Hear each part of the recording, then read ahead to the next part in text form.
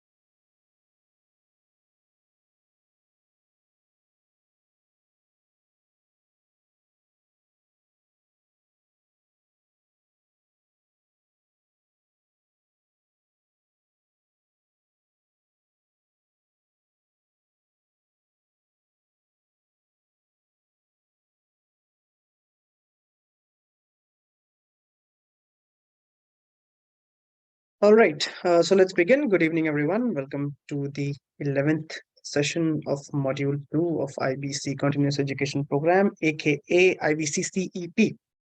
To all of you who have been part of this module, each session of this module, kudos to you guys. You have basically spent close to 22 hours. I mean, just the session part I'm speaking about, right? 22 hours learning about Web3 and blockchain. And that's huge.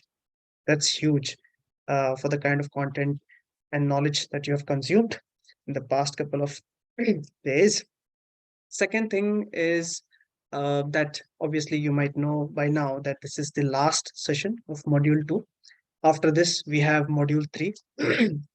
We will have one overall session where we will discuss in depth about what Module 3 is going to hold for you, and obviously how if you don't know, I mean, if you're joining for the first time, just to give you an overview, Module 3 is basically where we start building projects, right? You come up with ideas, you create, you'll list down ideas, you'll send it to us, we'll filter those ideas, you'll do some wonderful things, and we'll help you in building the projects by selecting those ideas, helping you select the idea, the best idea that you would choose to, work on it further via the things that you have learned over here. And wherever you face the challenges, we will address it for you, and we will work with you hand in hand in our Discord channel, where there will be an exclusive group where we interact with you depending on the idea that you're working on. So it's a beautiful process in itself, and I am sure all of you here are going to enjoy that.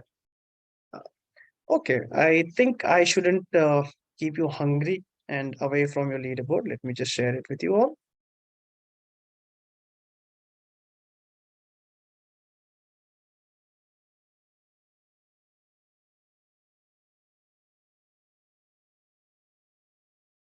Okay, so one of the most exciting things about this leaderboard is that I hope the entire leaderboard is visible from 1 to 21.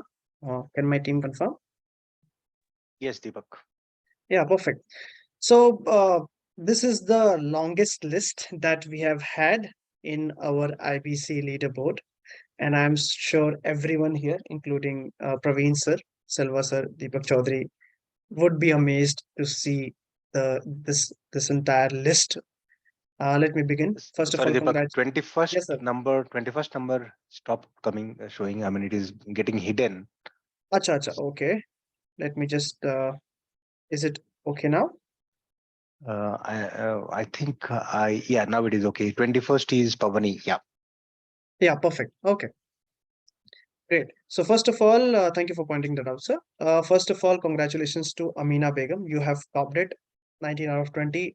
Excellent. And then followed by Ram Ganesha Lankada, 18 out of 20. Congratulations to you. Tirala Shivakumar, 17 out of 20. Parimala Shri, 17 out of 20. Shri Varsha, Yeshala, Dharani, Venkatum Mahanti, Bhuvan Sai Krishna, Muhammad Abdul Ikram, Sudarshan Reddy, Ritika Singh, Bharat Kalyan Gadela, S. Sushmita, Shubhangi, Dineshwar D,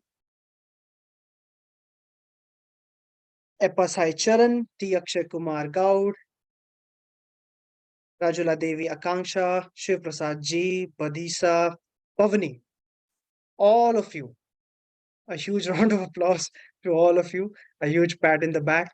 If you have seen us on the On Ground Hackfest, you know the audience would have gone berserk to see the long list that we have over here. It takes tremendous amount of effort, and the most beautiful part about this entire exercise that we have seen the names change on the leaderboard. Some of the names do keep repeat, but then we have always seen new names make it to the leaderboard. Praveen, so you want to add some comments and your inputs on how this entire exercise has turned out to be? No, it is pretty exciting, and I was pretty happy seeing this list today, to be really honest. And this definitely reflects on your willingness and commitment to do something. And we will talk about it, guys. We have been talking about it, and somehow I am very excited about this batch of this cohort of the Web3 development team. And many congratulations on having completed this 11 sessions and working parallelly, doing stuff what Silva sir or Deepak has been they have been asking you to do, because they have laid the foundation of getting into something more exciting in the next module, which Deepak Singh will talk about. But then very happy for you, and feel privileged to be part of this team where the stars like you guys are making an effort. So kudos to all of you. Yeah. Absolutely, sir. Absolutely, sir. Thank you so much. Yeah, so guys, this is just even though we have already covered, we have come a long way in this module two. We started with module one, now we are ending the module two, and then going forward is module three. So you have to understand that whatever you have learned right as of now is mostly maximum of it has been in theory. And the most important module of the entire CEP session is the module three, right? Without module three, your last step, the pedestal that you have to reach to become a Web3 developer, will be incomplete. So you need to understand that you completed the module one with an orientation. Let me just give you a quick overview of what we have done until now, right? I'm sure most of you already have the Notion page, but let me just share the link with you in case you don't. So you can share it among your friends as well of the entire CEP exercise and the links of our YouTube sessions. So I've shared it in the group. Let me also share on the screen so that I can give you an overview of this. Yeah. All right. So we started with the link has already been shared. If you want to open it, then feel free to open that. To all the students who may not be part of our WhatsApp group, make sure that you click over here and you join us on WhatsApp. I hope my Notion page is visible. Yes, Deepak, we can see it. Yeah. Can somebody confirm if my Notion page is visible? Deepak. Yeah. Yes, Deepak, we can see it. Okay. Perfect. So thank you. Okay. So we had started with our module one, which had 2 sessions. Okay. And on completion of which you have received your participation certificates. So the criteria for this certificate was that you have to at least attend half of each of the sessions. So that has been done. So some of the students continued to module two. Some were unable to join for multiple factors. But nevertheless, if you missed the orientations, which was extremely important, we had IBC Media CEO, Mr. Abhishek Pitti over there. We had our COO, Mr. Praveen Thakur, who is here with us as well. So we had some really interesting discussions with them and what we expect from you, and a lot of discussion about the industry standards and how and the vision that IBC has. So it's something that you should definitely go and have a quick overview. You can just click over here and you'll be taken to the page and you can watch the entire you can watch the both sessions. And then obviously we had the blockchain developer roadmap where we had the Nitro Network Chief Product Officer, Mr. Avinash Pitti, come and share his views and what the expectations are, and we also had Praveen sir discuss in detail on what you need to know. A quick brief of the same is about dApps and IPFS and Web 2 versus Web 3, but there was much more than this. This is just a quick overview of the entire exercise. And then obviously all of you who have been part of module 2, you must already know this. We have covered until now. This is the 11th session, right? We have done 12 sessions, 10 sessions until now, completed it. So we started with introduction, then we moved on to developer roadmap, followed by Rust programming language, which is basically the most important foundational aspect of this entire exercise. So if any of you has missed that session, you should definitely go and click and watch. Same thing goes for common programming languages, where we covered variables, constants, loops, functions. Then there was understanding ownership. We spoke about to structure related data. We had common collection, talking about enums, hash maps. We also discussed about functional language features. We then followed by we started our journey into Substrate, which is the language that Polkadot blockchain basically uses, and this is one of the most prominent. This is inspired by Rust. So as of by now, you must already know the importance of Rust in blockchain. In blockchains, because just like Substrate, there are other blockchains as well who have taken inspiration from Rust. Like a quick discussion on the same we had with Praveen sir, where when we were also talking about decentralized storage, there we touched upon the fact how Rust has taken cognizance, and the importance of Rust has increased in past couple of years, especially in blockchain. And we had in session 8 custom palette. We had an open discussion. This was supposed to be ink smart contract, but then we wanted to cover some extremely critical elements in quizzes, some questions that were being frequently missed, and the assignments that students needed to do. So we felt it was important to address those issues. And then we started working on ink smart contract in our previous session. Now we will speak about we will speak more about environment setup, and more Q&As will follow in this session. And if time allows, we will take a quick peek into what module 3 holds. If not, then we will continue in the next meetup that we do, which will be much more informal. We will be having a lot of communication. We'll be talking to each other, and a lot more that we'll be doing. So make sure that you hang on to it. And if you have missed any of these sessions, you should definitely go and check it out, utilize the time, and more information about module 3 will follow. I will not take any more time. We are already a little late. So I will hand over to Silva sir now. Silva sir, thank you for joining us. If you can take the session forward, please. Thank you, Deepak. I hope I'm audible. Yes, Silva sir, we can hear you. Okay. Right. Good evening, ladies and gentlemen. So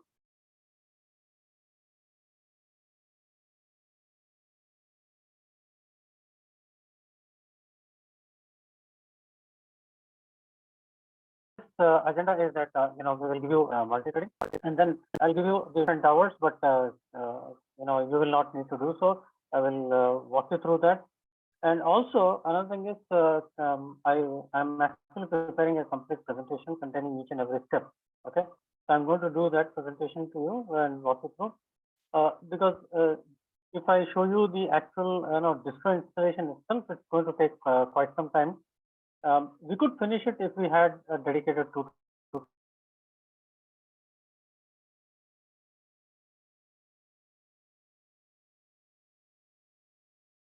around 3 hours. Okay, but we don't have that. I'll give you each and every pointer into it, and then I'll show you how you can get this in time. Okay, so it's not a big deal, right? Okay, so let me share my screen.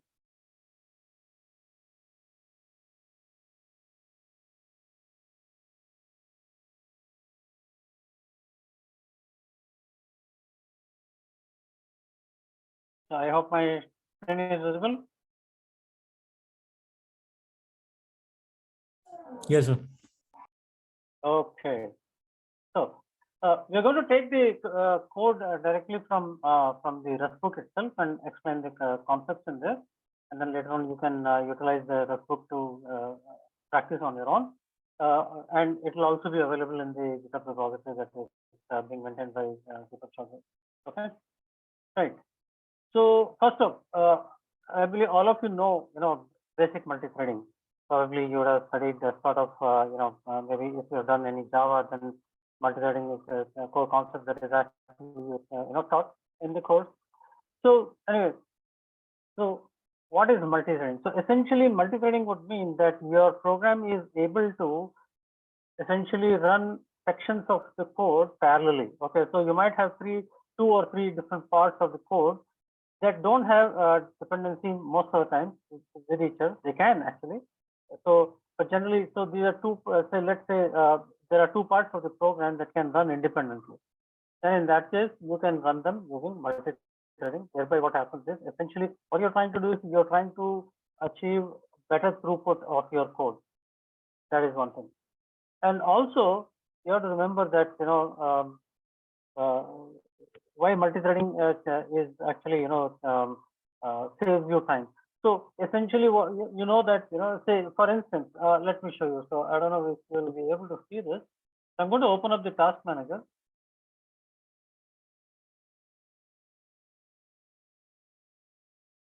Are you able to see the task manager window here? Yeah. Okay. So when you open up the task manager, do you see this, how much do you see the CPU utilization? You see 25%, 29%, 30%, 26%. What does it mean? See, it has gone down to 16% now. Okay, then 17, 16. And if you leave your system idle for some more time, it'll go even further down. So what does it mean? It means the CPU is getting utilized only to say 20% of its capacity. 80% is just getting wasted, right? So why is this happening? So which would mean that essentially, if I'm giving it 100 watts of, if the CPU is consuming 100 watts of electricity, okay. Actually, I'm getting worth only 20 watts, and 80 watts is getting wasted in the form of simply keeping the system on, right? So why this is happening? So why this happens is because when there are so many processes running, there are idle times in every process, waiting for something to happen. So essentially, you see, it is, if you see right now the CPU percentage, it shows as, let's say 20%, okay, which means that 20% of the time is being used by the CPU and 80% is being wasted. It's simply powered on, that's all. It's like keeping your light on during broad daylight, right? Sometimes that happens in the street light, right? So it is something like that. So with multi-threading, what happens is that essentially you are actually harnessing that idle time of the CPU. So when you write multi-threaded code, what happens is whenever there is idle time, okay, or there is something idling around, what the operating system scheduler will do is that it will give that time to the threads of your code. Okay, so thereby you are improving the throughput of the code that you are actually writing. This is fundamentally the concept there. Okay, and you see why we can actually utilize it. So you might be thinking, oh, multi-threading would mean my program will become slow because CPU is doing so many things at the same time. No, that's not the case, because there is a lot of idle time that the CPU is having, which you can utilize, harness, or you can exploit. Okay. I see two questions are there. I'm getting this.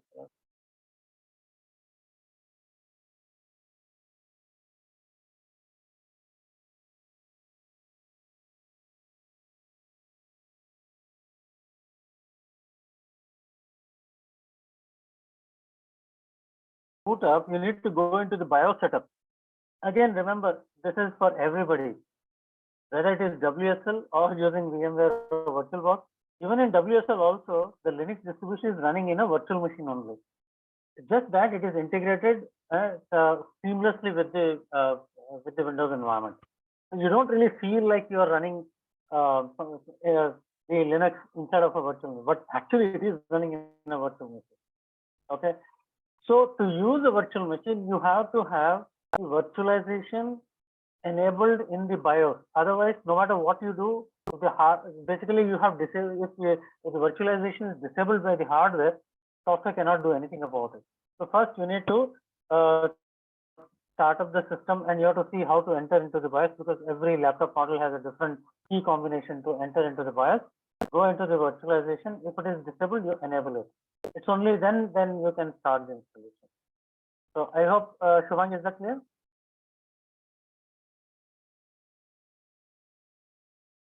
Okay. Now this is something I cannot demonstrate because you'll have to restart. I'll have to restart the system. Okay, and log in again and all those sort of things. Okay, right.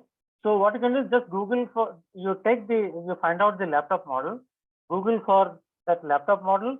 Okay, and then BIOS settings. It will give you key combination, which keys need to be pressed. So as soon as you power up the laptop, okay, you have to shut it down, then turn it on, and then as soon as you turn it on, okay, you keep pressing those key combinations. So in some systems it is F1, in some it is F2, in some it is F11. It will all depend upon the laptop and the model. Okay, and then you should be able to go into the BIOS, look into the settings, and then change the virtualization and enable it. If you have enabled it, then in that case this issue has to be sorted out by looking into your what is the exact setup, how you are doing it. Okay. Right. Okay. So what I'm doing is I'm going to use this chapter 16 of the Rust book, TLS concurrency. Right. So, so basically what we are trying to do is that we are trying to instantiate threads and run some part of the code over there and then come back over there. Okay. So let's see. So what we will do is, let's say, traditional model. So I'll have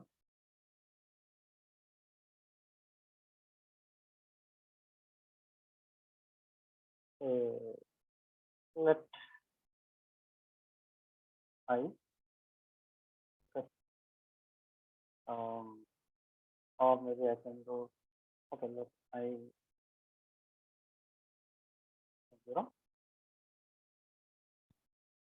and then I run a for loop. Okay, so for I in 1 to 10 inclusive.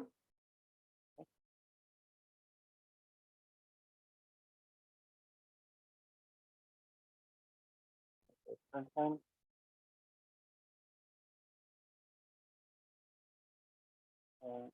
So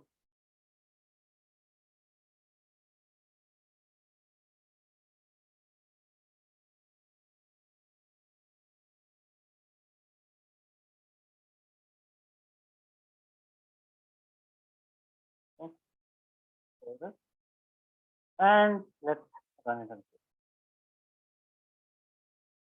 Obviously, you know what we are expecting.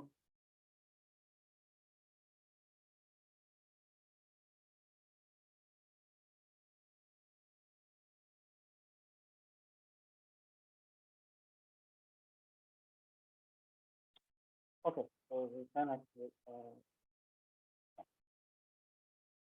So I think I is 1 to 10. Okay. So and actually we don't really need this work. So this I is a different I, another scope, because the for loop actually creates scope. So start to run again. There you go. Okay. And in here, just before this, then loop 1. And then what I do is I take another suppose, and I just copy this and turn it as a second loop. So this is our loop 2. Here we are running the loop from 1 to 5. Okay? And so here we will print out loop 1, I is this much, and here loop 2, I is this much. Okay, nothing fancy. Okay, okay there. So, or maybe and let's just multiply it by 10 so that we see 10, 20, 30. So it looks a little different from the first loop. Okay.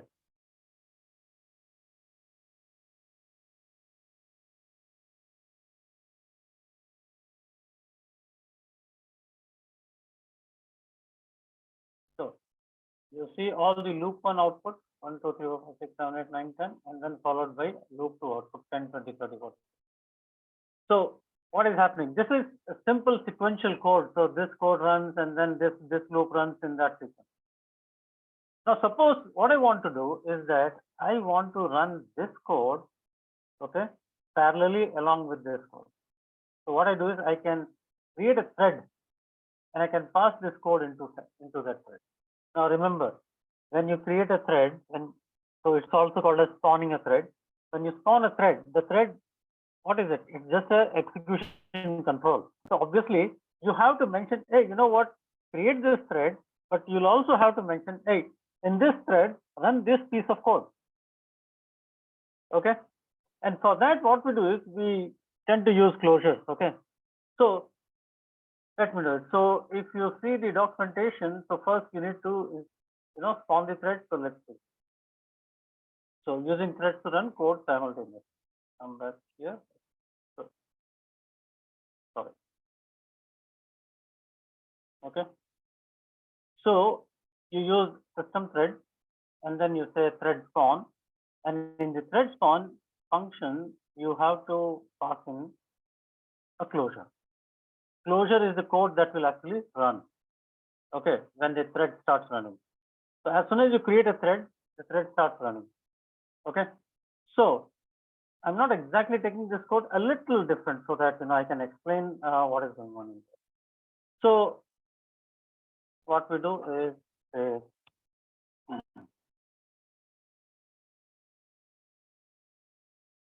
use std thread. Okay, so this std thread create is used in order to create threads and then use them. So how do you create a thread? Okay, so you have the std thread and then you can create using the thread spawn function. Okay, so I say thread spawn. Okay, and then it is expecting you to pass in a function. So essentially a closure. So how do you define the closure? Yes.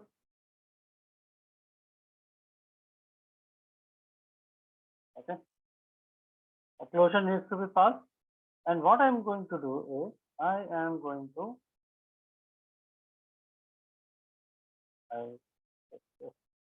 these lines are not because inside the loop anyway we are printing.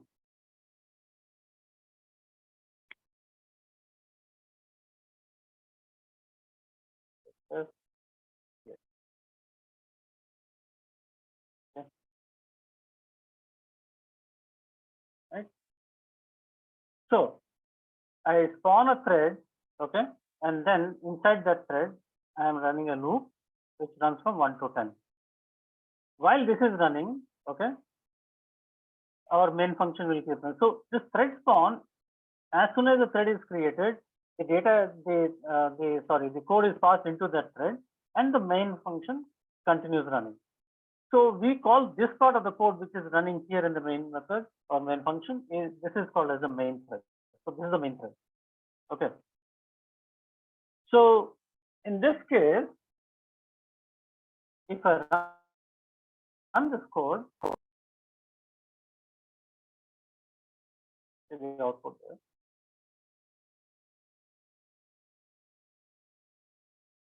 Okay. If you carefully see the output. You see, loop 1, 9, loop 1 I is 10, and then loop 2. So if you see here, loop 2 I is 10. You see, the main thread is running, and then loop 1 I is 1, 2, 3, 4, 5, 6, 7. As soon as this, the main thread is also generating its output. Okay, and it has reached, I has reached 10. Okay, now let me run this again. See, this time around what happened? Loop 2 ran 10, 20, 30, 40, 50, while loop 1 is running 1, 2, 3, and then it stopped. It did not run fully. Okay. Now this is something, okay, that you have to keep in mind. So essentially what is happening now, again, remember, because this is multi-threaded code, the console window, the terminal window is getting, standard output from 2 different threads. Okay. So you cannot control the order in which the output will come. There is no way. This is one difficulty when you are working with multi-threaded code. Okay, there's something that you have to keep in mind, right? Because ultimately, when the multiple threads are running, it is the kernel scheduler which decides which thread gets CPU time to execute and which is actually first, and you don't have any control over that. So now this is a condition that you have to avoid. That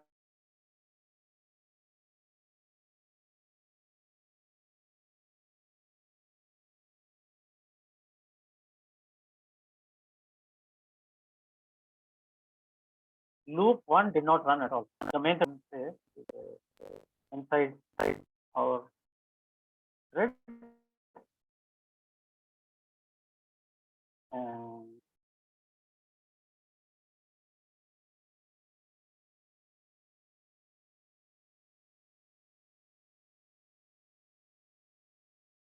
and this inside main thread. Okay, I'll write it like this. Now I'll run this again so that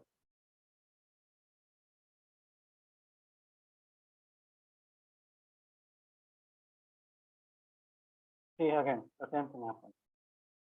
The main thread has finished. Okay, and our thread actually got only up to 3, whereas our loop is running all the way up to 10. Why this is so? So both these threads are running. Okay. So in Rust, how it has been designed, okay, is that if the thread which is spawning other threads, okay, in this case our main thread, because where are you spawning the thread? We are spawning it inside the main function, which means our main thread is actually spawning the thread. Okay. So what happens is, in case while the code inside our spawned thread is running, if the main thread finishes, then it will basically stop all the threads which were spawned and it will kill them. This is a safety mechanism built into the Rust environment. Now, this is a typical problem in Java. You can have threads which will keep running even after the main has finished, which means they all can become runaway threads. Okay. And since your code has finished, those threads have no references at all. So you cannot access them and stop them. So they will become sort of, orphan, threads which will keep running in the background. And such, these things can lead to terrible problems in your code. Okay. So Rust has built-in support to ensure that if the main thread finishes, any threads that were instantiated inside of the main thread, they will all be killed. No matter what they are doing, they will be simply killed. So that's exactly what has happened. Now, is this what we want? So we want, see, the whole point is that I want that, the child thread that I have created, that should also get chance to, run and finish its job. So how to do this? So in this case, there are a couple of ways of doing it. One is that, okay, I can do one thing. So I can use another library use std time duration. I can use the time duration. Okay. And what I can do is, I know that this thread has to run. So the main thread, what I can do is I can say, hey, you know what? Between every value, just introduce a delay. So if you introduce a delay, what will happen? You will get into the CPU's idle period, so that will get scheduled to the thread, and the thread will keep running. Okay. So what you are doing is you are essentially trying to sleep the thread. So I can say thread sleep, and you can give the duration in milliseconds. Okay. So you can give time instant sleep and then 10 millis like this, or better still, you can just give the milliseconds values. So you can see the documentation here. Okay.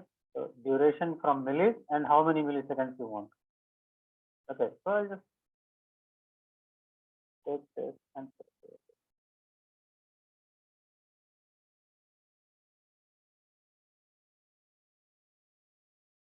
Okay.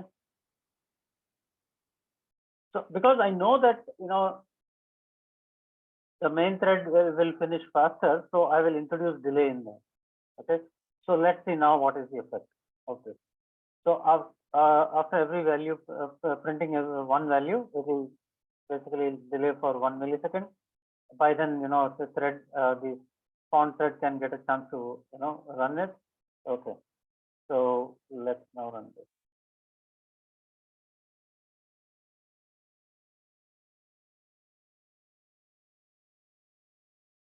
You see there? Our thread got a chance. So as soon as before the thread, the child thread could start, okay, our main thread has started and it has already printed 10. And after that, it went to sleep for a millisecond. As soon as it sleeps, the child thread gets a chance to run its code. So 1, 2, 3, 4, 5, 6, all the way up to 10. Now that it is finished, so and then inside the main remaining part. Okay, the order can still change. Okay, but then so let's run this in a code again and see. Okay, so 20, 30, 40, 50. Okay, yeah, we're getting almost the same behavior. So this way you're ensuring that, hey, you know what, the child thread finishes. So the whole thing is that in the thread spawn, whatever closure you are passing in, there's the function which has to execute. The moment this closure is finished, execution of this is finished, the thread will automatically be deployed. Okay. Right. So you don't have to manage the lifetime of the thread. It only runs as long as the code is running. Okay. But this is a very bad way of, let's say, coordinating so that you let the child thread to finish before the main thread finishes. So what is the solution then? Why? Because you see, suppose for instance, if this final value, this one and this one was coming from some input from the user, then you cannot actually, code this hard-coded way, where you introduce a hard-coded 1 millisecond, delay there. That is not the way. Okay. So there has to be a better mechanism. So the better mechanism is that instead of doing it like this, okay. So what we do is, if you see the spawn method, okay, it actually returns what is called as a join handle. Okay, the join handle. So I can use that. So I can say, generally we call this as handle. Okay, so I'll take this, and then what I do is something like this. So this is a join handle type. Okay, and so if this thread is running, so I can say, hey, you know what? Let's do one thing. I will wait till this, the child thread has finished its job. Okay, and then only I will proceed further. Right. Now, so I can say that, hey, you know what, what you do is you, after creating this, so on the handle, handle dot join dot unwrap. Okay. So basically you're saying, hey, you know what? So where are you calling this join? You are calling inside the main because this is outside this closure. So this is, where are you here? You are inside the main function. So you're saying, hey, you know what, main function, let this thread which is running there, let it join you, and then you continue. So what will happen if it encounters this? It will stop the execution, wait for the thread which is being represented through this handle to finish its job and join here. Okay. Right. So now if we run this code,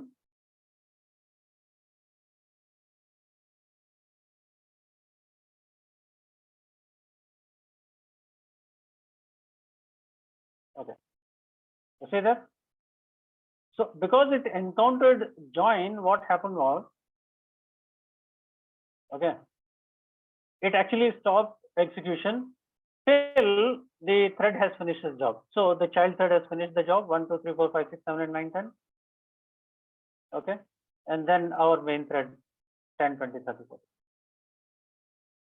So this way you're ensuring that the child thread finished their job.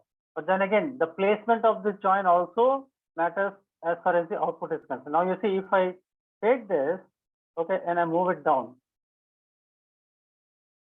okay. Now what will happen? This loop will also run, okay. This loop will also run, and then the join will happen. Okay, so again it will wait. So I'll go up here.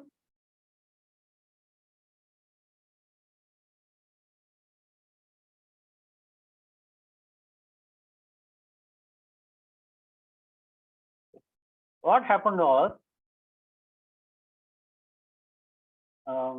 we did use the duration, right? That's not duration.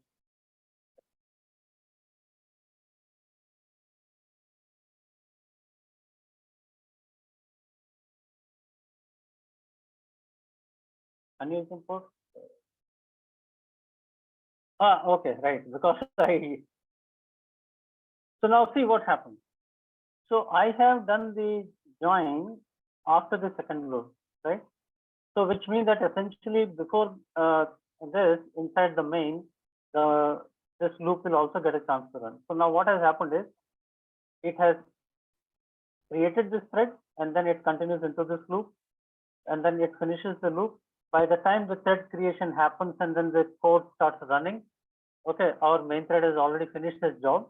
But then because of this join, it is waiting. Hey, you know what? I need to wait till this thread comes and joins me. Okay, so therefore, see what happens. This time around, main has finished its job, and then inside the thread, and then only you terminate. So that means now you're giving the child thread a chance to finish its job. Let's run this code again. Okay.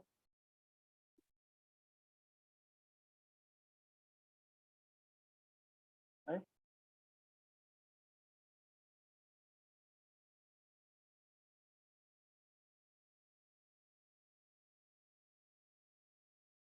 Almost the same thing that is happening. Okay. Now suppose if I introduce a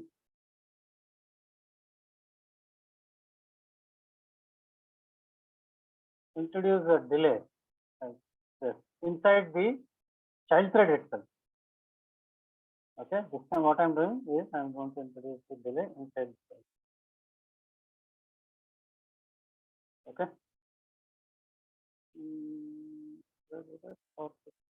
No, no, no.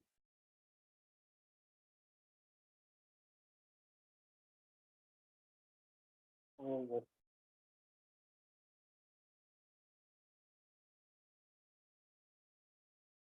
Okay.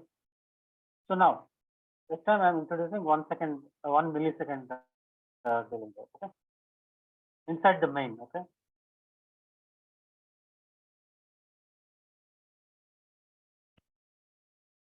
Yeah, now you can see. Now the output is missing. So by the time the see, if you look at this code here, I'm instantiating the thread. So it is going to take some time for all this to happen. By then, the code which is in it starts running. So main thread I is 10. So for the first value, 10 is printed. But because of this delay, okay, it stops for a millisecond. By then, our child thread starts running. Okay. So 1, 2, 3, 4, 5, 6, 7, 8. But then once it reaches 9, okay, our main thread has woken up. So it actually starts running. So it says 20. Okay, and then again 1 millisecond delay, so it goes back to the child thread, finishes the child thread, and then remaining part of it. But this order is not guaranteed. Sometimes it may differ also. Okay, it may actually differ. See, this time around, all the values of the child thread are finished, right?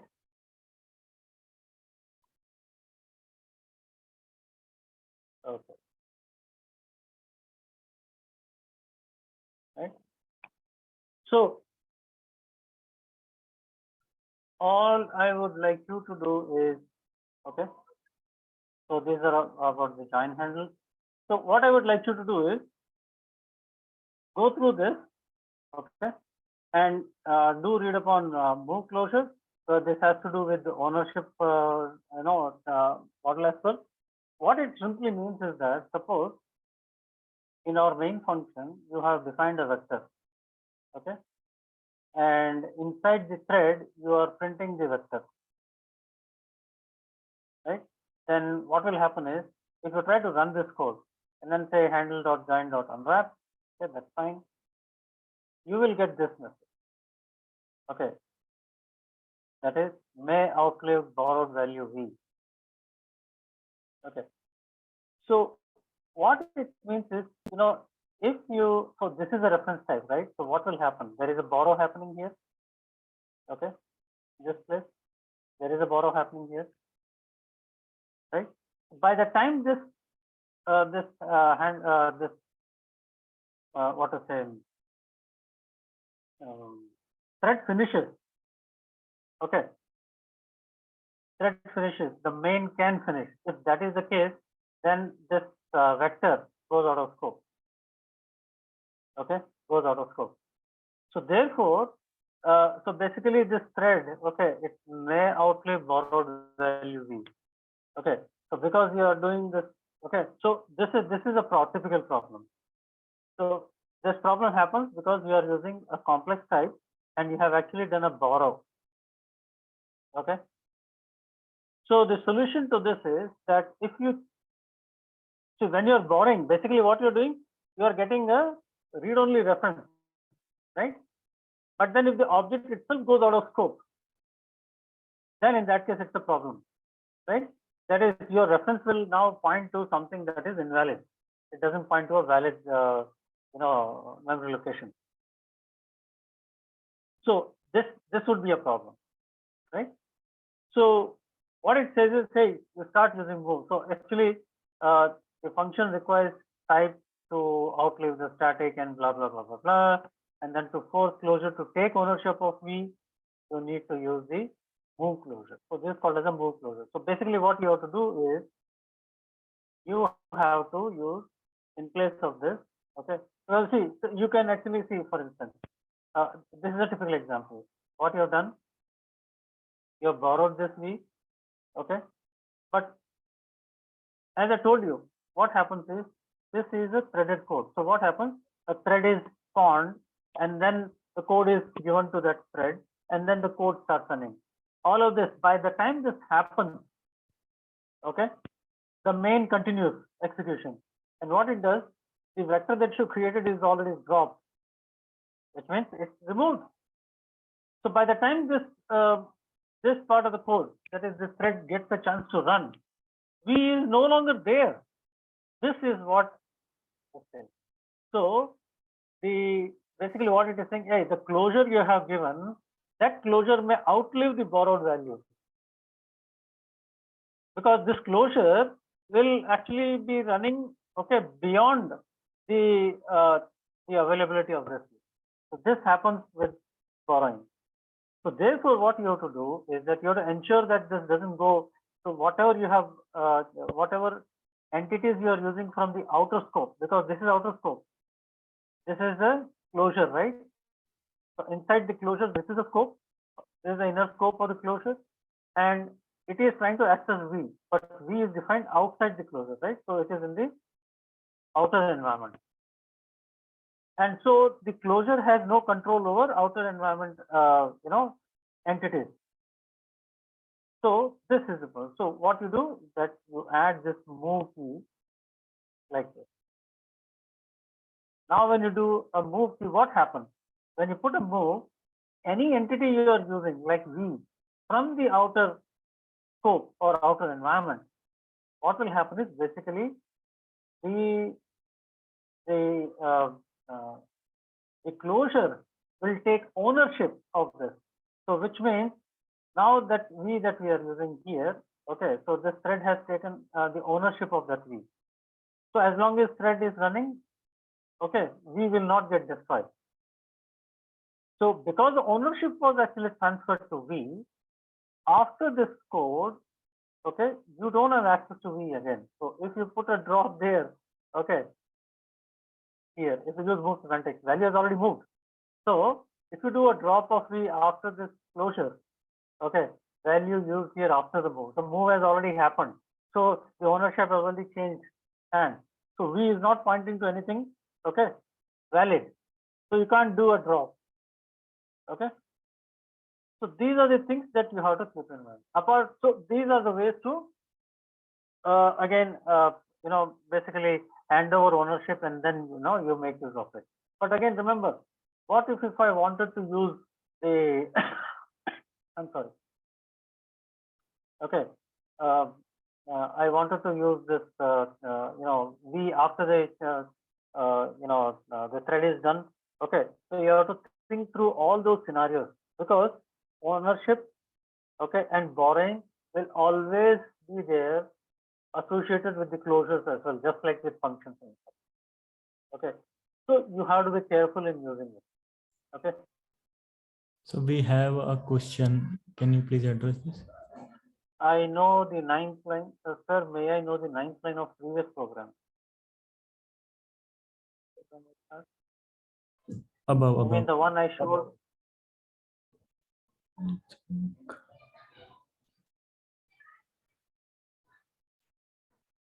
Or are you talking about the code that I was showing? Divya, can you elaborate? Which code are you talking about? The previous program that you're saying?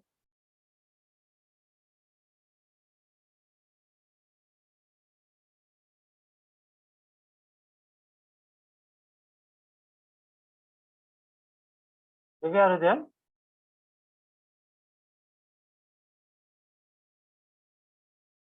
Ninth line of which program are you talking about? The one that I was demonstrating in Visual Studio Code?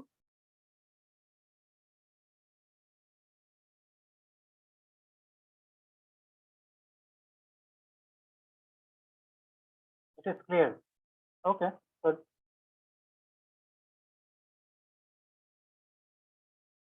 Now, the code that I showed you here has no issues, because it is using the variables inside of the closure itself. Now, it's not using anything outside. So this ownership and borrowing, all those things will come only when you run into this problem where you're trying to access entities which are in the outer environment of the closure. It's only then that you run into this issue. Okay. And also, so this is the link that you should follow.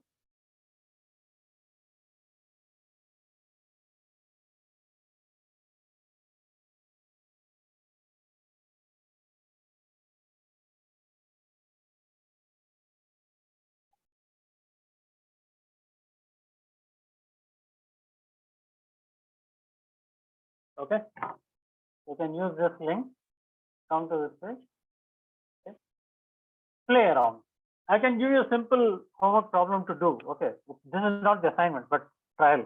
Okay, so what you can do is, we know matrix addition and subtraction, right? So you can create matrix using vector of vector, and then you create two matrices of the same size, like 3 by 3.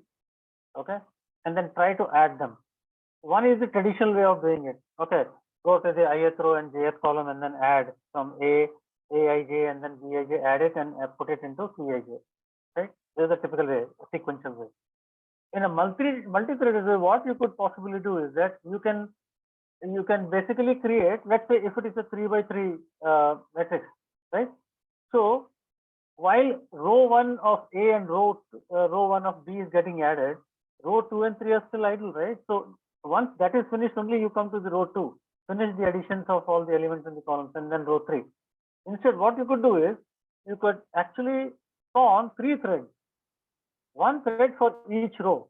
And what that thread does is it simply executes the code to add the columns from matrix A and matrix B, and then put it in matrix B. So you will see tremendous amount of what is the throughput in that code. That code will actually run faster. But of course, yes, with 3 by 3 matrix, you can't find out. What you could possibly do is to test it out. You can write the sequential code and then run it, maybe 10,000 times or maybe 1,000,000 times. And do the same thing with the multi-threaded code and see how much time difference you get. You'll directly see the benefit.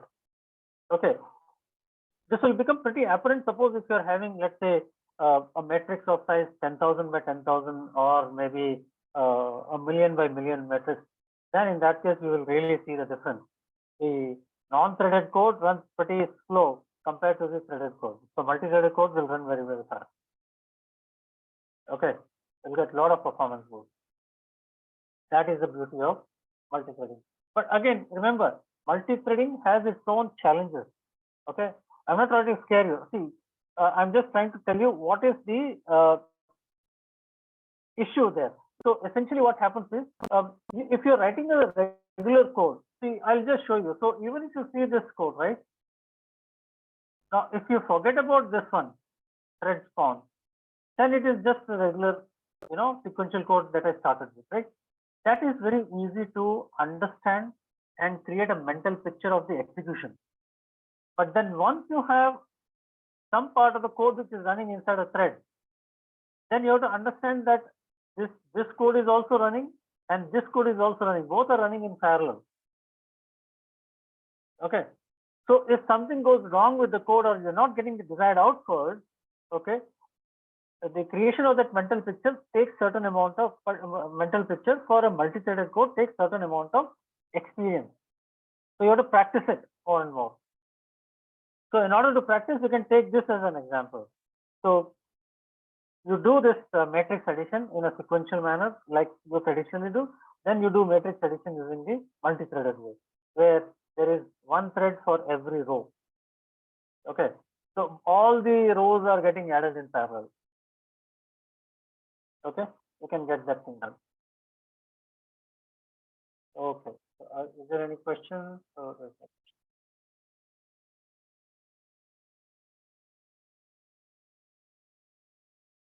Okay. Right, guys. So that's it for introductory, multi-threading. Now what I'm going to do is I'm going to show you, walk you through the WSL installation, right? So this is I'll be sharing it through with the team, and they will distribute it across to whatever distribution channel that they're using, and you can have this PowerPoint presentation which you can utilize. Okay. Right. So first thing first, this is essentially geared towards the WSL setup with the GUI environment. Okay. Right. Now, actually, there is a GWSL also coming up, but right now it is not available. You have to be signed up for the Windows preview. Okay, which generally we don't do that. Okay, so So in the preview program, if you are there, then only you can use that GWSL, which means that it is still under development. Okay, which would mean that in the future versions of WSL you will have graphical environment. Okay, with the distribution. So as of now, it is not there. So we are using alternate mechanism. So what you do? So first thing first, the WSL setup. So WSL setup, first thing you have to understand is that you need to use Windows 10 version 2004 and higher, that is build 19041 or higher, or Windows 11. If not, then these install instructions will change. I have given install instructions for both these cases. Okay. So if this is, so how do I find out? So what you can do is press the start button and give the command winver, WINVER. Now that tells you, okay, it is there. Microsoft Windows version 21H2. Okay, and OS build, what is this? 19044. So which is more than 19041. Okay, so I can use this WSL2. Okay, right? So this is important. So if it is 19041 and higher, then these instructions. So first what you do is you simply go to the PowerShell. Always use PowerShell in administrator mode. Okay, and just give WSL -- install. What it will do, it will enable the features that are necessary for WSL and install the default distribution, that is Ubuntu distribution of Linux. That's the default distribution. Of course, you can change that also. You can go to the Microsoft site and it gives you. I just picked up all these instructions from Microsoft site so that you don't have to go there and waste your time. Okay, it's all there for you here, right? So let me just show you. So I have command prompt open as administrator. I also use Windows Terminal. So there is an app called Windows Terminal which you can use. Okay, if you want to do so. So you can go to the Microsoft, Microsoft Store. Okay, and then there you can find the Terminal app. It's a pretty nice app. Okay, so that's the Terminal for Windows. And okay. And suppose you want another, so see there are so many options in there. You can use Windows PowerShell, you can create a command from Windows, or Azure Cloud Shell, developer command prompt for VS 2019 and so on. Or directly you can actually go there, Ubuntu 20.04.2 LTS, which is running right now. So I can actually directly go there as well. Okay, it's a pretty cool this thing, right? But here, first what we need to do is we need to go to the PowerShell. Okay, so you can use the PowerShell app. I tend to use Windows PowerShell. Okay, but again remember, this will not work here like this. Instead, when you are setting it up, you have to go PowerShell, Windows PowerShell, and you have to run it as an administrator. Okay, click OK, and you can start it. Right. So inside the PowerShell, we just say WSL. Okay, and in fact, I already have these installed. So since you're doing it first time, all you say is WSL -FN install. What this will do is basically it will download and install the default Ubuntu distribution for you. Okay. So first time you launch a newly installed Linux distribution. Okay, so it will automatically download that, install it, and then it will open and you'll be asked to wait for the files to decompress and store. Okay, and once that is done, it just starts in a jiffy. Okay, right? It doesn't take any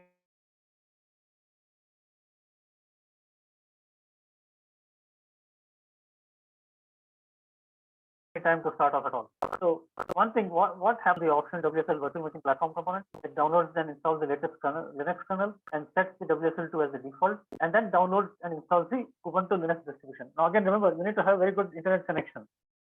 Okay, this whole WSL setup can take as much as 2-3 hours. Okay, and if your internet speed is good, you could finish it in just an hour or so. Okay, so there are some parts where there is a lot of waiting during the installation, right?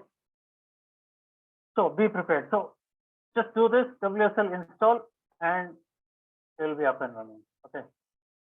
Now, once you do a WSL install, okay, what happens is you'll have to set up the Linux username and password.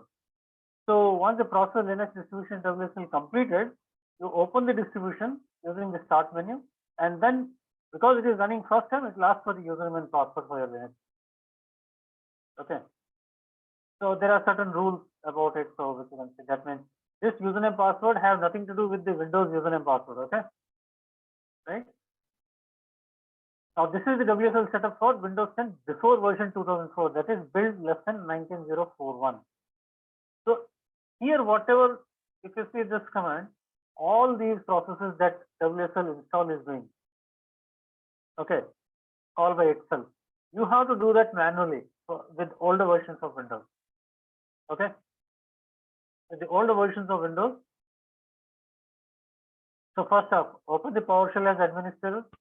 Okay, and you have to run DISM. Okay, /online, enable feature name is Microsoft Windows Subsystem Linux, all, and then no restart, which means that it is going to enable a feature. Of course, this is a command which is used in order to set a feature. If you don't want to do it, you can also do from the Windows GUI also. Sir, can't use PowerShell without installing. No, you don't have to install.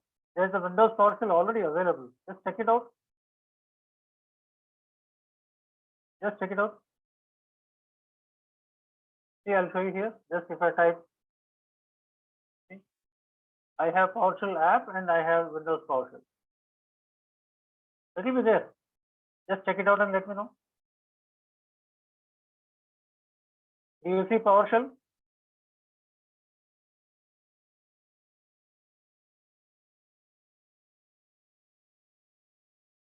PowerShell doesn't need installation. PowerShell app is something different, which gives you the same options, but it's a standalone application. If you are there,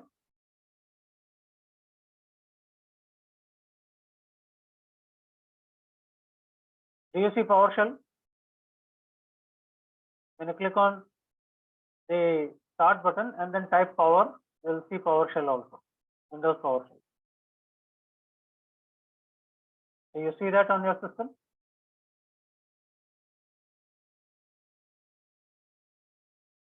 So there's no installation needed. So that solves your problem.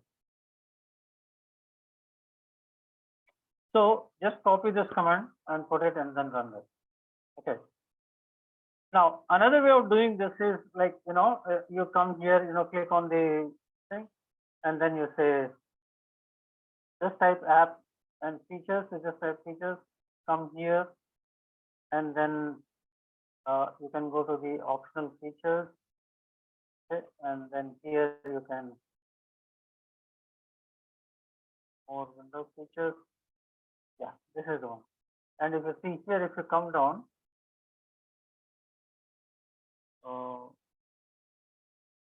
see, Windows Subsystem for Linux is enabled.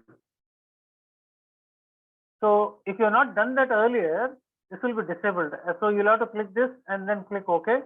Okay, and then it will ask you to read. So basically, it will do some copying of the files. The same thing that you've done there right now with the GUI. This command line also does the same thing. After this, it will ask you to restart. Okay, right? Okay. Now, so we gave this no restart so that it will not ask for a restart, because we will do a couple of things. So first, we will enable the Microsoft Windows Subsystem for Linux, WSL for Linux. Okay, and then again run another command, enable feature, and the feature is virtual machine platform. Okay. So basically, this will enable the virtual machine feature. Okay. Then once it is done, you have to download the Linux kernel update. Okay. So you can click on this link. So this is a link, and then it will download an MSI. Just run the installer, run the update package. Okay. Just double click on that, and then it's an MSI file, so it gets downloaded and just run that. Okay. And it will basically download the Linux kernel update. Okay. And then again open PowerShell and set WSL2 as the default version. Okay. And then install your Linux distribution of choice. So go to the Microsoft Store and select the favorite Linux distribution. Right. So what you can do is go to this Microsoft Store, just type Linux, and you will get all these options. Okay. See, all these have to be done manually. With WSL-f install on the new releases builds of the Windows, you don't have to do this. All of this will be done for you. Okay. So you can select one of these. So you select Ubuntu there. Okay. Once that is done, from the distributions page, so let's say we have selected the Ubuntu there, click on this Get button. Okay. Once you click on this Get button, okay, it will install the distribution of your choice. And then once it is done, then you'll need to create a user account for password. So once you start this Ubuntu, it will ask for the username and password. Just set it up. That will become the username and password for this Linux distro which is installed in WSL. Okay, that's also considered as the administrative account. Once that is done, this is the important part. How do you enable the GUI desktop environment in WSL? So what you have to do, couple of things. First, the first thing is in the Linux terminal, what you do, first you update your repository, sudo apt update, and then sudo apt upgrade. So any packages that need upgradation, that also should be done. Once that is done, so this is the first step. Once you're done with this, okay. Now because the base distribution that you're installing, whether it is Ubuntu or any distribution, it will not have a GUI. Okay. Now since I'm assuming that I'm using Ubuntu. Okay. So what I can do is I can actually add GUI environment on top of it, but I can't use it inside the WSL window though. Okay. But I'll have to do a remote desktop connection to do that. So what I do is, so for Ubuntu, there is a distribution called Kubuntu, Kubuntu. So what we're doing is, we're on top of this, we are installing Kubuntu desktop. So what this is a package that installs the desktop environment, okay, for Kubuntu. So during this install, it may ask for light DM, or SDDM installation. So just select the light DM, okay, which is the default. Let it go ahead. In my case, mostly it did not ask, okay, and just it went through. It did ask for some security related questions. Just click OK and ignore it. Okay, don't worry about it. Okay, Deepak sir, can you just discard these questions in the Q&A? Just discuss them. Yeah, sure. Okay. So once you're done with that, once this Ubuntu desktop is installed, okay, then on the WSL Linux terminal, issue these commands. Okay. So basically, we are taking we are installing XRDP. What is RDP? This is a remote desktop protocol, which Windows uses. So there is a Linux version of it called as XRDP. So we install that and run it as a service. So, and in the next line, what we are doing is basically we are taking the initialization script, okay, and taking a backup of it. And then we are making changes to that initialization script. So essentially, inside that, okay, what we do is we substitute 3389 inside this to 3390 because the default port number is 3390 for remote desktop connection. Okay, inside the XRDP initialization. And also we are setting the max bits per pixel. Okay, So we are changing this. So basically, match bits per pixel setting is there inside that INI file. I'm just commenting it out. Okay.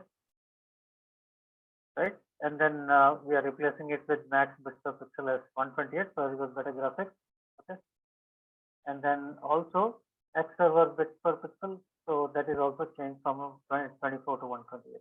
So that this is what basically we are doing. Nothing fancy about it. Just take these commands and run them one after the other in that sequence. Once you're done with this, okay, now you have to enable debug and XRDP service.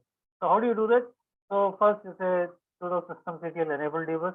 Enable means start the debug service and also enable it. Enabling would mean that next time when you start your distribution, that service is automatically started. That's what enable actually does. So actually inside the WSL, the systemctl doesn't work. It will give you certain errors. So I'll just show you here. So it will give you this error. Synchronizing state of debug service, with sysv service script will not work because unit files have no installation config and so on and so forth. So don't worry about it. So manually we are starting the debug service. So two services need to be started, debug and XRDP. Okay. Once these two services are started using these commands, and then you can look into the XRDP status. So sorry.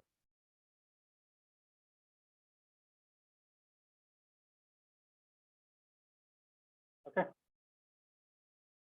So okay, so it is starting the desktop protocol server. Once you have done that, okay, once this is done inside of this WSL, you come to your Windows machine, just type mstc in this thing. Click on the start button, type mstc, you'll see remote desktop connection coming up.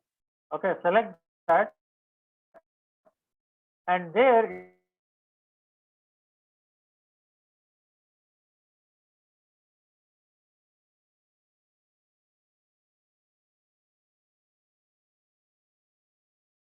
okay, enter localhost 369 session WSL2 username and password, which is the username password you set inside the WSL, right?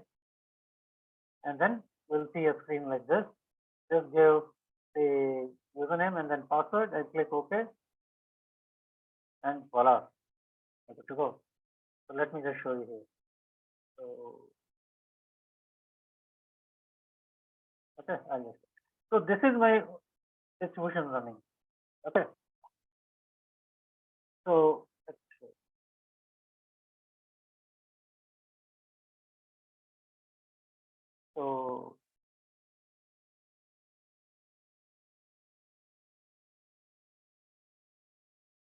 clear the screen. Sudo /etc /init.2 /xrdp and then status.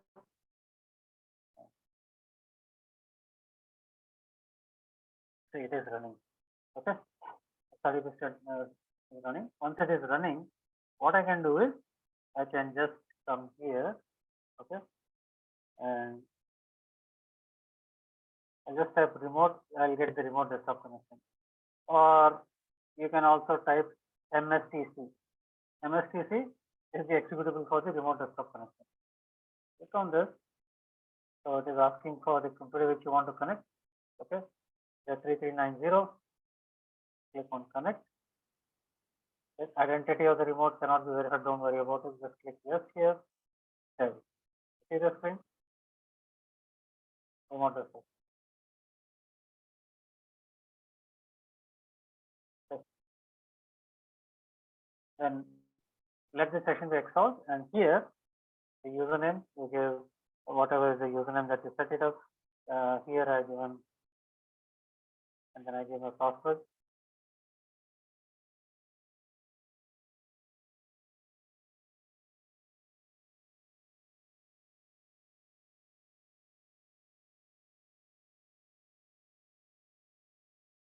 There. Okay. And here I give the password. Now it is connected to the XRDP service, so it is asking you to log in again.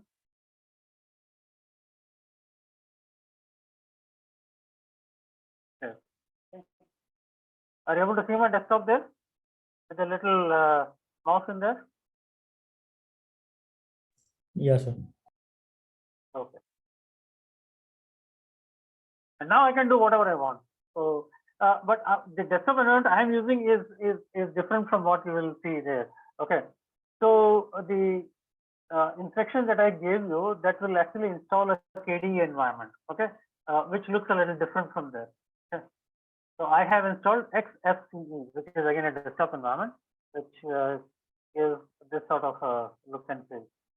Okay, where you have this stuff and bar there, which is where all the common applications are put up there. Okay, and in fact, Mac OS has taken their GUI ideas from this desktop environment only. It's a very old in a sense. It was this XFCE desktop environment was created, I think maybe around 3 decades back. Okay, when first time the GUIs were introduced into the Unix environment. Okay, so in here, so in your case, what will happen is you will have the Kubuntu desktop, which is KDE, and you will see something at desktop like this. At the bottom left hand corner is the start button where you can see application. I have, because this is XFCE, so I get it like this here. Okay, and a lot of, okay, so I see there are two units. You did on VMware? No, this is WSL. Everything you are seeing. So can you send PPT? Yes, that's the point. So PPT will be shared with you. Okay, it will be shared.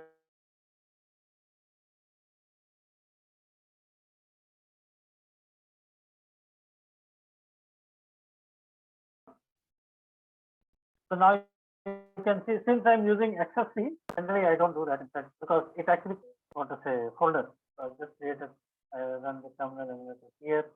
This is one way of doing it. Or failed to execute default terminal. Okay. So there is also the terminal emulator here. Click on this. And then around. Okay. All this, right?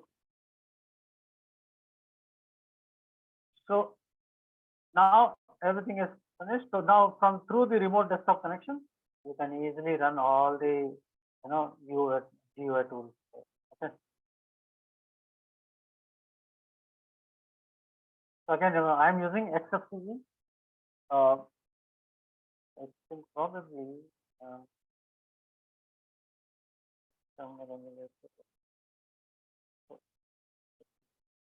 so this is the desktop environment.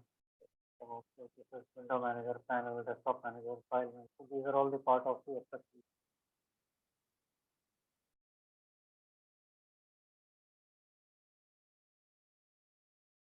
And if I log out from here, okay, you'll get restart, but no shutdown. Okay, I think restart will also not work. Only logout will work. Why? Because you are using WSL. In WSL, you can't do a restart and shutdown. Okay, you can do logout. Okay. Then I can connect. Yes. So if I change the session to say XVNC like this, and then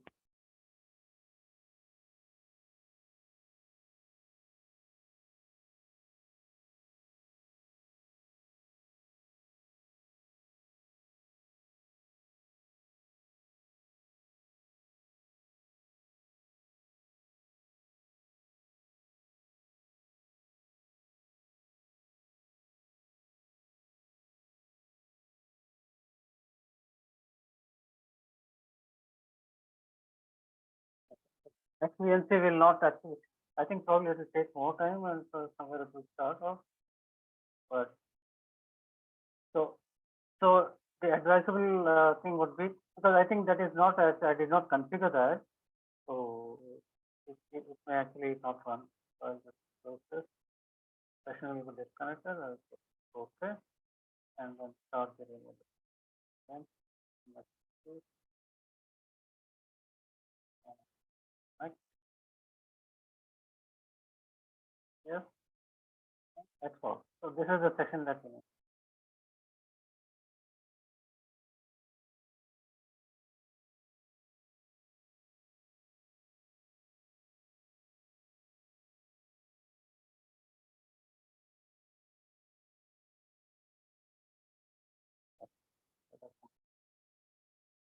See one more question there.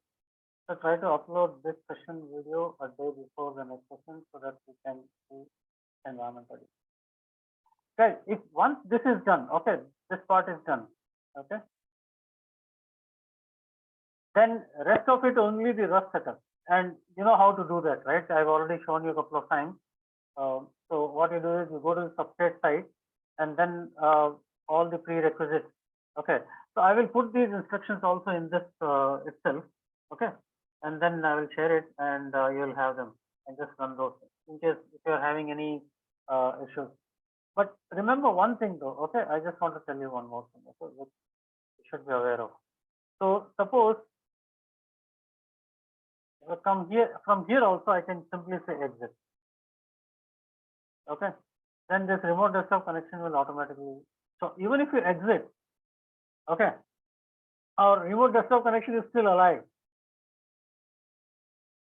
Okay, this is still alive, which means that if I go to the task manager and see the processes, okay, I should see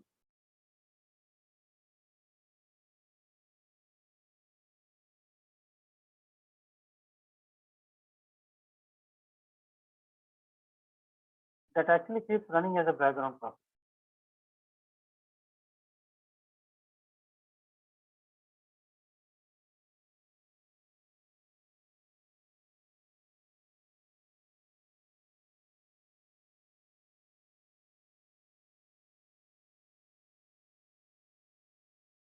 And we'll still be using the Windows system.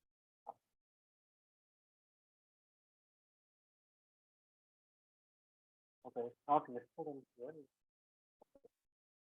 Does it get listed out here? Okay, but that process is actually running. And now I can still basically use this.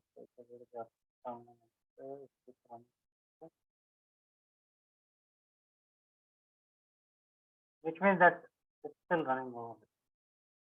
Okay. So you may not see it here. Okay. Not even here in the system side also it will not be there. So suppose you really want to terminate because it will keep running. So what you do is there's another way of doing it. So the WSL command, as I can say WSL -L-V, that is list the WSL distribution and show the version. So I have only one running, Ubuntu 22.04. So I can terminate it and say WSL-T for terminate and then give the exact name. Ubuntu -22.04. Enter. You see there, the session closed. Okay, because now it is no longer there. Okay. Starting it, see how much time it takes. And in fact, because I have only one distribution there, I can simply start it out and just say WSL. That's it. I started. And now I can just see how fast it is. And then here I can simply say okay, MSTC connection. That's it.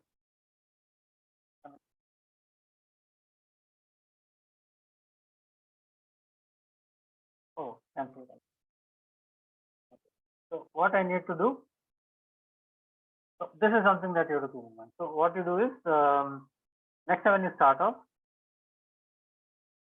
go to your home directory, and then you need to start the dbus and the XRDB services. So sudo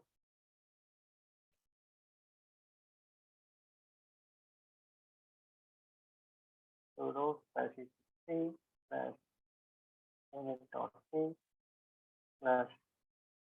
/debug dot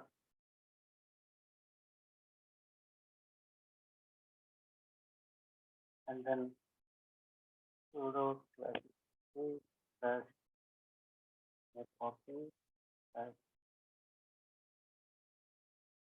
/srdp. Just wait for just 2 seconds, okay? Because you need to ensure that the XRDP service should have started. So you can check this out. Status XRDP is running. And you can check with the debug also. Debug status. So debug is also running. So every time if you restart this distribution all over again, because you terminated previously, these 2 commands you have to give. Then only you can start using the remote desktop connection. So these 2, one is debug start and XRDP start. So to avoid that, you know what I've done? If you see here, so in my home directory there is this .bashrc file there. Okay, so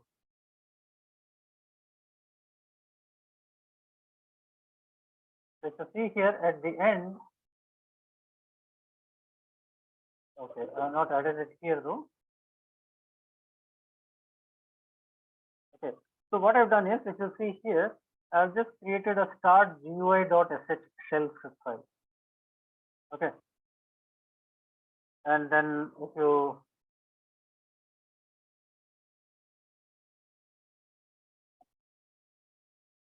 so I've just put this sudo systemctl. Of course, this will give error.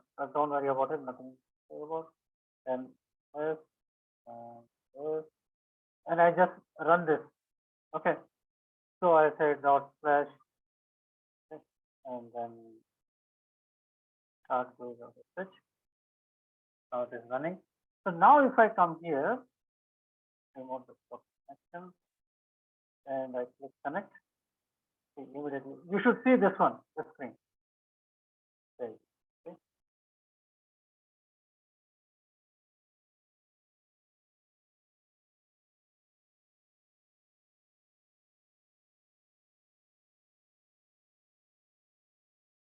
Okay, now all you need to do is open up a terminal. Okay, the terminal window application in your K Ubuntu is called as K console. Okay, or console with a K. You can open that up. It will open up a terminal window, and you can start working with that. Okay.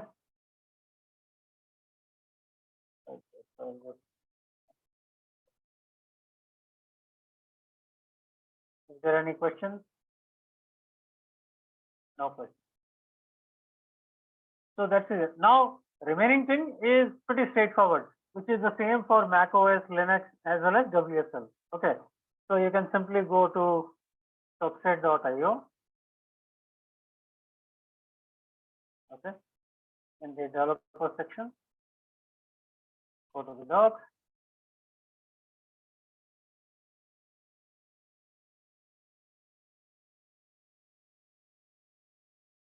Okay, and the transform. Here is the install instruction. So, okay, just follow along this. Okay, just follow along this. So for Linux, whatever instructions are there, just do this, this, okay, and come down all the way up. Okay, so this will show all the Rust toolchain setup and substrate node, okay, template, and that's it. You are good to go. Okay.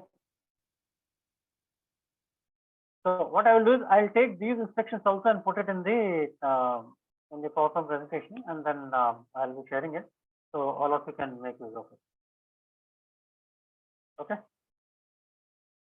Okay, guys. So that's it from my side. So now it's over to you, Deepak Chaudhary and Deepak Singh.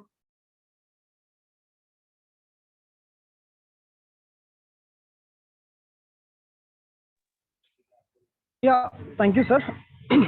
So, guys, as you know already, discussed earlier, this is the last session Now, one of the very important things that I want to discuss, sorry about the background noise. One of the most important things that we want to discuss is about your ideas, right?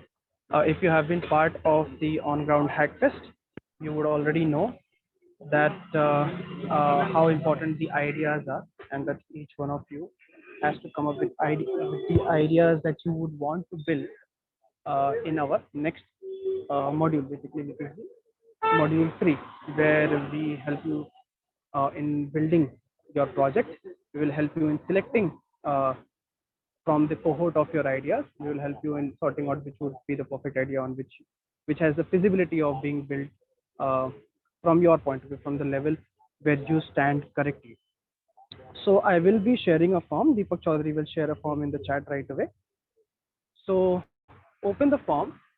There are 20 options. So you have to come up with 20 ideas. So keep this in mind that all of these tasks that we are asking you to do has direct impact on your certification.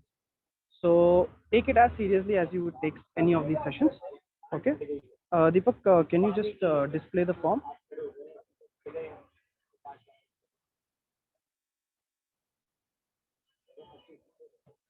Yes, as you can see, it's a very simple form. You just have to enter your details, the registered email ID that you have used for the CEP session, and then your contact.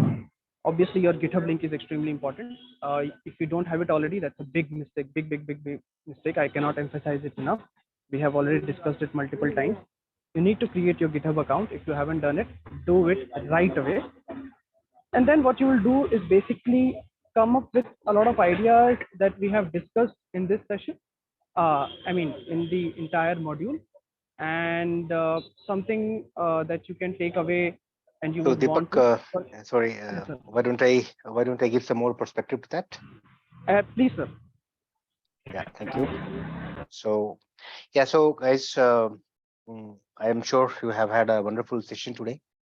One thing that is very important is, see, the module 1 and module 2, as Deepak Singh explained earlier, we try to cover the fundamentals or the founding blocks for you to start trying your hands in the real world application. Right now, the form that is being shown to you right now, this basically captures, and we are trying to capture some of the innovative ideas that you could build on.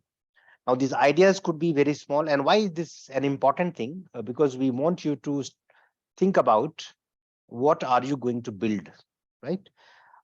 If you look at the whole blockchain ecosystem today, there are different types of applications, right? And we have talked about this when I was talking about these, these things in the module 1, and I would have covered in some or the other way in module 2 also.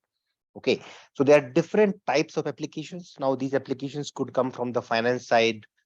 These applications could come from your real world experience side. For example, what you are seeing around you, and you think that is a good case to be built in blockchain, for example, right? And that could be anything for that matter. So what we are requesting you is that you go and try to think about it, and try to come up with 20 ideas. Now, these ideas, do not worry whether these ideas have been built by somebody in blockchain or they are still to be built. But believe me, when you force yourself to think about what you can build, then definitely it will give you a lot of, I would say, thoughts in your mind. Okay. Now, needless to say that this is not going to be easy process, because it doesn't happen that you start creating google.com in a day. I mean, this is a long drawn process. But what we are trying to tell you right now, that you start on this journey. Okay, so what we will do, we will have one more session in which once you have all these ideas submitted from all of you, basically, then what we will do, we will go through each of the ideas that you submit, and we will try to say, for example, if idea is excellent, or if idea needs some modifications or some tweaking, we can discuss on that. If we think that you have already come up with a wonderful idea which can be built in Web3 blockchain, we could pursue that idea in the building phase. Now, whatever you have learned right now so far, building phase that we are going to be having right now, that is going to be solidifying your learnings. You will struggle, but you will, in that process only, you will become, fabulous Web3 developer. So don't run away, don't shy away. Please think hard and try to come up with ideas that you think that could be built in Web3. And I'm telling you one more thing. See, Web3 is a very, I would say, long journey. And you have started by completing this module 2. You have taken the first step in terms of, getting to the fundamentals. There are several areas that we talked about, such as how do you, take care of the programming environment? How do you take care of, the nuances of, the different blockchain fundamentals? For example, how do you arrive at a consensus mechanism? What consensus mechanism is right for your problem statement that you are solving, right? Because if you are working in Polkadot and you are creating a new L1, you could have your own premise, you could have your own consensus, you could have your own validation process. You could do anything. So the point is that do not get, I would say, do not get worried about all these things. But what I can promise you, that if you are sticking to the process, what we are trying to have you follow in the next few weeks, you will be already on a path to become, a solid Web3 developer. Will you become a solid Web3 developer in next 2 weeks? Of course not. Will you be on the way to becoming? Yes. And that is what is the process. And I will tell you that this is the process that you have to follow. We will cover all the storage requirement. For example, many of you would have, filled the unique challenge one that talks about NFTs. That also will talk about IPFS, the decentralized storage. We will talk about different tools and utilities which are important for you to, for example, start building stuff, right? You could talk about, Chainlink, oracles. We could talk about other tools which, which are, I would say, indexers, for example, which kind of help you to read data from blockchain in an easy way through the use of the API. So there are several things to learn.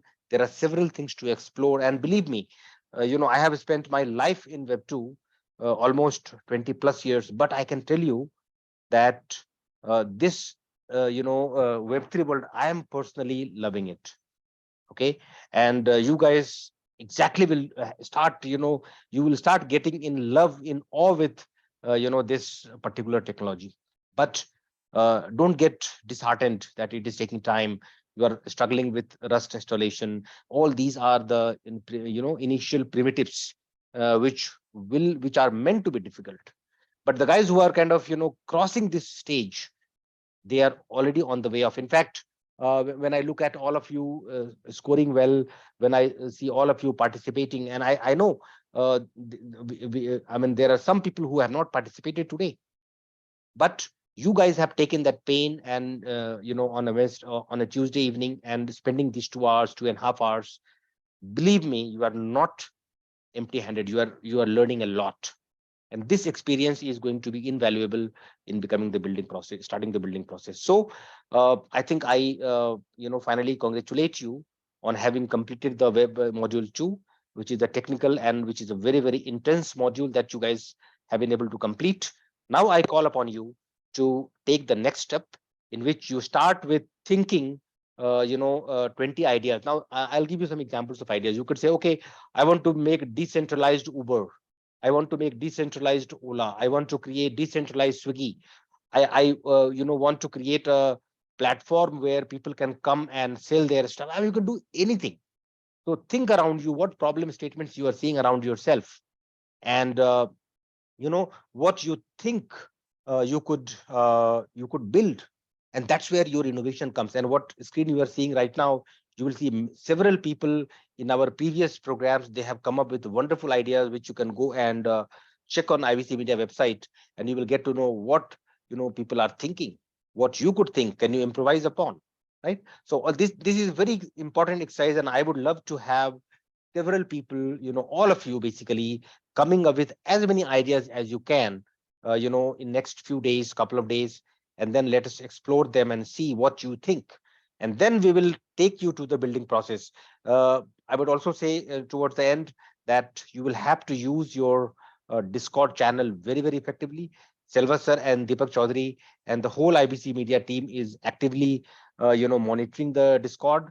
And though you may not really have, continuous sessions like module 2, but you will have to have, active actively leveraging the Discord channel, and we will be providing you all the help that you need for becoming Web3 developer. So believe me, IBC Media is committed to this, and I would want you guys to pay extreme attention to this. And finally, Deepak Singh, I want to congratulate everybody for having completed their module 2 successfully. So many congratulations, and all the best. I would love to see some of you coming and telling me that, look, I have made a Web3 company which is valued as $1 billion. Believe me, it's quite possible. And I was telling you, there is an application, there is a company which is called InstaDApp. I don't know whether you have heard of them. And I was giving this example to some of my team members in the morning today itself, that these two brothers, they were of the age 17 and 19 or something like that few years back. And there are so many applications in DeFi, such as Aave, Compound. There are so many dexes. You can do several things going on to different platforms. So what these people did, that they created one platform which is a consolidated platform, and you could go and do everything on any other platform, from this platform itself. And they were just 17. Believe me, that became, and they are valued right now, the total value locked TVL, you can just go and check on their platform. It's wonderful. So, I mean, you guys are extremely capable of coming up with something which the whole world will be proud of. So all these things will happen when you take the first step and take this building session, building the duration as seriously as you have taken your module 2. And, I am sure you will definitely come up with something fantastic. So Deepak Singh, I think that's pretty much a few words from me, and Deepak Singh will tell you the process for the next session. Yep, absolutely. So it's a very big deal. It's a feat that students have achieved. Some of them have exams, they have college, they attend the college, and they come and they attend the sessions, 2-hour sessions. And in the past 2 weeks, we have been extremely. There has been a lot of sessions, and they have been attending all of them. So so hats off to all of the students here. But as we have already mentioned, it's just a start, because we have now covered theory, most of it, but now we'll work on the practicality of the entire thing. So the link that you're seeing on the screen that link has been shared in the chat. So make sure you go over there. When you scroll down, what you will see is basically these presentations which were submitted by students during our Hackfest, which happens on ground, right? So you can just get a look and a sense of the kind of ideas that people come up with, which will help you in figuring out, it will give you a quick link into the chain of thought of how the ideas has to be generated. So it could be an inspirational, so you have to look at it from an inspirational point of view. Some of you might already be aware of it, because some of you were part of our IBC Hackfest, on-ground Hackfest in Vizag and in Hyderabad. So you might already be aware, but other students who have joined us just online, for them this link will be extremely helpful. So make sure you check it out. The link has already been shared. You'll scroll to the section where these presentations are there. If you click on it, it'll open and you can just see how they have come up with the idea. So right now, the first step is that you come up with 20 ideas. If you come up with more, then there's a comment section. Then you can just add your more ideas over there, and we will filter these ideas, and we will see the best idea that are there. And then at the same time, we'll also talk about team building in our next session, about which we'll be sharing the information to you by tomorrow. So yeah, first of all, congratulations for completing module 2. That's a big feat. All of us, we are going to evaluate your performance, the time that you have spent during the entire session, and obviously your participation in the quizzes, your participation in the assignments. So all of this will be evaluated. So do not worry, your sweat and blood will not go in vain. We have taken note of everything that you have done. It's a good thing also, and it's also a little challenging for students who couldn't participate. But you have to understand that our building sessions are open for everyone. So if you have your friends who are part of CEP, who couldn't be part of CEP, you want to share with them the link for this form, then definitely do that. We are open to help anyone to build in blockchain, right? That's our aim. You were lucky that you were part of the entire process and you came and you learned a lot from us. At the same time, if others are willing to put in the hard work and put in the effort to learn from our YouTube links, then they are more than welcome to join us, right? So make sure you submit these ideas for us to evaluate. You will be getting to know more about us, about your performance on the module 2. We will be reverting to each one of you on the same. And more information will follow on module 3.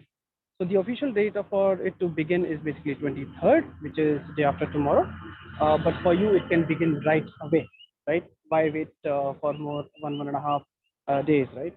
So if you have something in mind, if you have already been working on something, what you will do is if you can just put a message on Discord, and we will also be creating an exclusive group for all the CEP sessions and all the students who come up with these ideas, so that we can interact with them one by one, because our Discord community is extremely large and we want to dedicate and streamline our focus to all the students who are part of CEP and who submit these ideas, so who enter the ecosystem basically.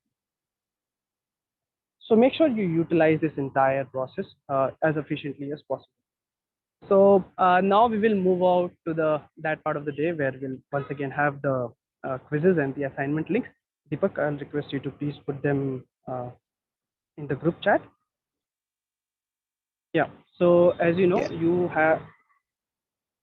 Yeah. So, and Deepak, one question was asked Yes. by somebody that how long will this link be active? So we are not closing this link until the next session. But then early you do, better it is. So start thinking. This is going to be an important thing. Yeah, absolutely. So the link which Praveen sir is mentioning here is basically the link of the 20 ideas, right? So it's not going to be closed, but the sooner you submit it to us, the sooner we'll be able to evaluate, and the sooner we'll be able to get you into that specific Discord group where we'll start working on the projects with you instantly, right? So you'll save a lot of time from that. And so 2 to 3 ideas are enough, or is it necessary to submit all 20 ideas? See, the more the merrier always, because that helps you brainstorm and delve deep into this ecosystem. Don't just see that you have to, don't see it like an exercise where you are just submitting 20 ideas, right? Think of it as in a way where each idea that you come up with, for that you should be able to do a lot of research, right? So that research will at the end enhance your understanding of blockchain and Web3 and the intricacies of building a project, right? So when you go and you start thinking about ideas of on Web3 and new projects that are coming up, or some inspiration that you can already take from projects like InstaDab, right? Extremely young teenagers, and they just came up with billion-dollar companies as ideas. And like Praveen sir has said, it would be fascinating to see such projects coming out of CEP, and I mean, nobody will be prouder than the IBC team over here. Yeah, so try to come up with as many ideas as possible, because that will basically help you in understanding what you are learning here, right? Because that will help you dive deep into the project. Because when you have something close to your heart, for example, the project that you would want to build, so I mean, you will obviously take it seriously, right? So think of it in that manner. Don't think of it just a simple lame exercise. Think of it as a way to scrutinize the knowledge that you've gained from here. Yeah, so moving on to the assignments and the quiz. As you guys know, the quiz will be open for the next 30 minutes. Let's keep it open till 10 today. So we'll give you 40 minutes. And the assignment will be open for another day. So first you should attend the quiz and then the assignment. And we'll close this call in a couple of minutes. So, but you can continue with work on your quizzes and assignments. And yes, is there any other question from any of the students here? We would give it to answer. You can address it to Praveen sir, Selva sir, or Deepak Chaudhary, or me. You're totally free. But in case you want to address, if you have any questions or any doubts to come up with, then you will know that how to reach you. So feel free, and don't forget to put in the hard work, because that is the key element here to progress further, right? So make sure you do that. Selva sir, Deepak Chaudhary, Praveen sir, any closing comments from your side? No, Deepak, I think I'm good. Again, I just want to congratulate you for having completed this module 2. Look forward to look forward to seeing many entrepreneurs coming out of this batch. So all the very best, and happy learning. Selva sir. Thank you, Praveen sir. So I think Praveen sir has summed up it all. So I just want to congratulate you from my side as well for finishing this successfully. And believe me, you have shown your commitment by attending all through these sessions till today. So that shows your commitment. So with this commitment, if you go ahead for the building sessions, okay, and build something which is something industry ready, you might definitely be able to build a product which is in demand in the industry. So you could come up with innovative solutions, and tomorrow there's a bright future ahead of you. So all the very best to all of you, and see you in the build session. Thank you guys, and thank you Praveen sir for your support, and Deepak Chaudhary, Deepak Singh, and our event media team as well.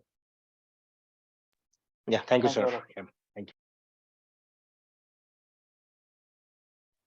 Thank you, Selva sir. Thank you, Praveen sir. Deepak Chaudhary, any comments from your side? Yeah, just a note, like just practice what we have covered throughout the sessions, like practice the Rust and substrate, and then you will be able to develop what we are thinking or you are thinking. Yeah, this is it.